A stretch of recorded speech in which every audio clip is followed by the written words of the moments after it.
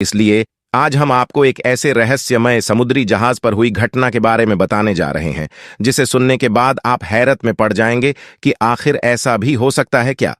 वैसे तो यह घटना कोई खास पुरानी नहीं है, लेकिन फिर भी इसे घटे करीब 70 साल से अधिक समय बीत चुका है। साल 1947 के जून महीने की बात है। उस समय मलक्का की खाड़ी में मौजूद व्यापारिक मार्ग से कई समुद्री जहाज गुजर रहे थे। एक समुद्री जहाज जिस पर काफी बोझ था, तिजारत का सामान और ताजिर उस जहाज के ऊपर सवार थे। अब सफर के दौरान समंदर में तूफान की वजह से जहाज हिचकोले खाने लगा और बिल्कुल डूबने के करीब हो गया। तो जहाज के कप्तान ने एक तजवीज सबके सामने पेश की कि देखिए, जहाज के ऊपर बोझ बहुत ज्यादा हो गया है। अब हम सबको जिंदा रहना है, तो आप लोगों का कुछ सामान समंदर में फेंक दिया जाए तो जहाज थोड़ा हल्का हो जाएगा और हम आसानी के साथ किनारे लग जाएंगे, क्योंकि हमारी जानें ज्यादा कीमती है सामान के मुकाबले में। सबने कप्तान की बात पर इत्तेफाक किया और सबने कहा कि एक जो सौदागर है, यानी एक जो ताजीर है, वह बिल्कुल नया है और वह काफी सामान अपने साथ लेकर आया है। उसका सामान फेंक दिया जाए समंदर में तो इससे हम सब डूबने से बच जाएंगे, और उसका सामान जितना है अगर उतना फेंक दिया जाए तो हमारा जहाज आसानी के साथ किनारे लग जाएगा। सब ताजिरों ने इस बात पर इत्तेफाक किया, लेकिन जिस ताजिर का सामान फेंका जाने वाला था उसने कहा, मेरे अकेले का सामान क्यों फेंका जाएगा? सब ताजिरों का थोड़ा थोड़ा सामान समंदर में फेंक दिया जाए, उससे नुकसान भी सब पर तकसीम हो जाएगा और सबकी जानें भी बच जाएंगी। लेकिन सब सौदागर ने उस नए सौदागर यानी नए ताजीर के खिलाफ बगावत कर दी और उससे लड़ाई झगड़ा करना शुरू कर दिया, और झगड़ा इतना बढ़ गया कि सब ताजीरों ने मिलकर उस नए ताजिर यानी उस नए सौदागर को उसके सामान के साथ उठाकर समंदर में फेंक दिया और अपना सफर जारी रखा। ताजिर को तो समंदर में फेंक दिया गया। वह ताजिर बहुत देर तक लहरों से लड़ता रहा, आखिरकार थक कर बेहोश हो गया। लेकिन कुछ देर के बाद जब वह होश में आया तो उसे मालूम हुआ कि समंदर की लहरों ने उसे किसी वीरान और नामालूम जजीरे पर लाकर किनारे कर दिया है। वहां आदम ना आदमजाद दूर दूर तक कोई ठिकाना न था, बस छोटा सा जंगल और पानी ही पानी। सौदागर बड़ी मुश्किल से उठा, सांस ली, यहां तक कि वह चल भी नहीं पा रहा था। वह घुटने के बल गिर गया और कहा, या अल्लाह, इस मुश्किल सूरते हाल में मेरी जान को बचा ले, मेरी मदद फरमा। कई दिन वहां पर ताजिर के गुजर गए। उस दौरान ताजिर ने दरखत के फल खाए, खरगोश का शिकार करके उससे अपना गुजारा किया। उसको कहीं मीठी नदी का पानी मिल गया, वहां से पानी पीता रात की सर्दी और दिन की गर्मी से बचने के लिए सौदागर ने जंगल से लकड़ियां काट काट कर एक छोटी सी झोपड़ी बनाई, ताकि ठंडी और गर्मी से अपने आप को बचा सके। एक दिन हुआ यूं कि जैसे कहते हैं ना, गरीबी में आटा गीला। अब एक दिन वह ताजिर आग जलाकर अपने लिए खाना बना रहा था। अब वो आग चूल्हे की आग थी, उसकी झोपड़ी में लग गई और झोपड़ी लकड़ी की थी और जलने लगी। बचाने की बहुत कोशिश की, लेकिन थोड़ी ही देर में पूरी झोपड़ी जलकर खाक हो गई। अब सौदागर बिल्कुल जमीन पर बैठ गया और आसमान की तरफ देखकर कहने लगा, या अल्लाह, क्यों मेरे साथ ही क्यों सारी मुसीबतें, सारी आजमाइश मेरे साथ ही क्यों? हम लोग भी अक्सर शिकायतें करते हैं कि मेरे साथ ही ऐसा क्यों है, ये आजमाइश मेरे साथ ही क्यों है, ये मुसीबत मुझ पर ही क्यों? ऐसे ही उस ताजिर ने भी कहा, या अल्लाह, एक तो मुझे गलत तरीके से समंदर में फेंक दिया गया, अब यह छोटी सी झोपड़ी मैंने बनाई थी, या अल्लाह, तूने इसको भी जलाकर राख कर दिया। या अल्लाह, मेरे पास अब कुछ भी नहीं बचा है, मैं इस जगह पर अजनबी हूं, तन्हा हूं। या अल्लाह, यह आफतें मुझ पर क्यों आ रही हैं? ऐसी बहुत सारी शिकायतें उस सौदागर ने अल्लाह की बारगाह में की और गम के मारे वह भूखा ही सो गया। लेकिन सुबह एक हैरतंगेज वाकया उसका इंतजार कर रहा था। जब वह सुबह उठा तो उसने देखा उसके जजीरे की करीब एक जहाज नजर आया।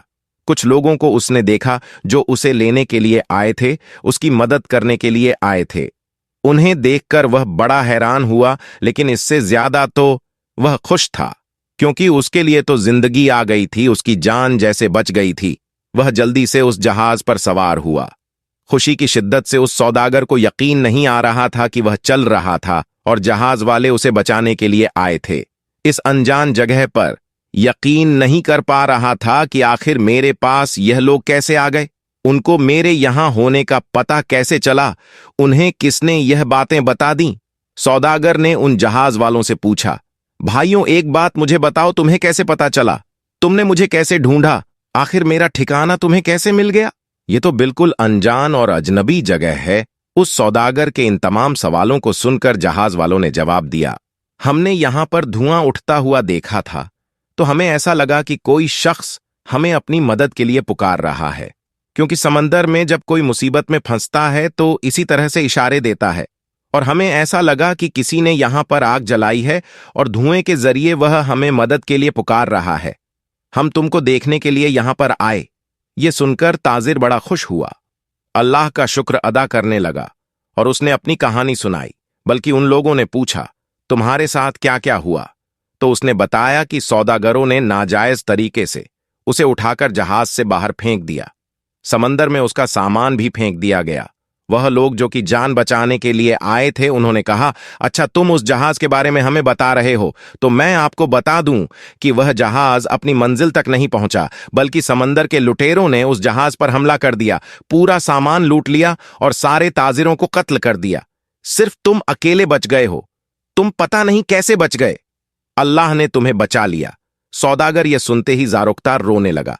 वही सजदे की हालत में गिर गया और कहने लगा, या अल्लाह, तेरे काम और तेरे फैसले सबसे बेहतर होते हैं। तू जो भी करता है अपने बंदों के लिए बेहतर ही करता है। बस हम ही बेसब्री हो जाते हैं, हमारे अंदर सब्र नहीं होता, वरना बाद में तो पता चलता ही है अल्लाह तेरा जो फैसला था वह बिल्कुल सही था। मेरे भाइयों और बहनों और दोस्तों, अगर आपकी हालात बिगड़ जाए तो आप डरे नहीं, आप खौफजदा ना हो। बस इतना यकीन रखें कि खुदा की हर चीज में हिकमत होती है। जब भी आपका कोई काम रुक जाए, आपकी कश्ती भंवर में फंस जाए, आपकी झोपड़ी जल जाए, तो यह जान लें कि खुदा आपका अच्छा इंतजाम कर रहा है। दोस्तों, अगर आप अपने दिल को सुकून देना चाहते हैं और दुनिया व आखिरत के लिए आफियत चाहते हैं, तो सिर्फ अल्लाह का जिक्र करें, क्योंकि ये हमारी शैतान से हिफाजत फरमाता है और हमारे नफ्स को पाकीज़गी देता है। दोस्तों, अल्लाह पर भरोसा रखने का मतलब है कि अल्लाह किसी इंसान पर उसकी क्षमता से ज्यादा बोझ नहीं डालता। अल्लाह पर भरोसा रखने वाले लोग कभी उम्मीद नहीं खोते। अल्लाह पर भरोसा रखने का मतलब यह नहीं है कि इंसान गलती नहीं करता। अल्लाह ने इंसानों को कमजोर, त्रुटिपूर्ण और पतनशील बनाया है। अल्लाह पर भरोसा रखने के लिए सबसे पहले यह जरूरी है कि हम अल्लाह को अच्छी तरह से जानें। इसके लिए अल्लाह के कई नामों और गुणों को सीखना, उनका अध्ययन करना और उन पर विचार करना जरूरी है। ऐसा करने का सबसे अच्छा तरीका कुरान पढ़ना और सुन्नत के बारे में ज्यादा जानने के लिए नियमित रूप से समय निकालना है। वफादार जानता है कि जिस भी कठिन समय में वह खुद को पाता है, वह ईश्वर द्वारा भेजी गई परीक्षा है। वह चीजों को अपने तरीके से लेता है, यह याद करते हुए कि सर्वशक्तिमान अल्लाह ने उसे क्या सलाह दी है। ऐसा हो सकता है कि आप किसी चीज से नफरत करते हैं जब वह आपके लिए अच्छी होती है, और यह भी हो सकता है कि आप किसी चीज से प्यार करते हैं जब वह आपके लिए बुरी होती है। अल्लाह जानता है और तुम नहीं जानते। मुझे उम्मीद है कि आज की इस कहानी को सुनकर आपका ईमान जरूर तरोताजा हो गया होगा और बहुत कुछ आपको सीखने को मिला होगा। दोस्तों, अगर आज की हमारी यह वीडियो आपको पसंद आई है और आपने आज की वीडियो से वाकई कुछ सीखा है, तो इसे जरूर अपने तक महदूद न रखें, बल्कि अपने दोस्त हबाब के साथ इसे जरूर शेयर करें, ताकि हम इस वीडियो के जरिए जो पैगाम आपको देना चाहते हैं, वह पैगाम आपके जरिए आपके दोस्त हबाब तक भी पहुंच जाएं। और इस वीडियो को आप लाइक जरूर करें। अगर आपने हमारे चैनल को सब्सक्राइब नहीं किया है तो अभी सब्सक्राइब कर लें और आइंदा आने वाले ऐसे ही दिलचस्प वीडियोस की नोटिफिकेशन के लिए बेल आइकन पर क्लिक करना ना भूलें। बहुत जल्द एक और नई वीडियो के साथ आपकी खिदमत में हाजिर होंगे। तब तक के लिए थैंक्स फॉर वॉचिंग।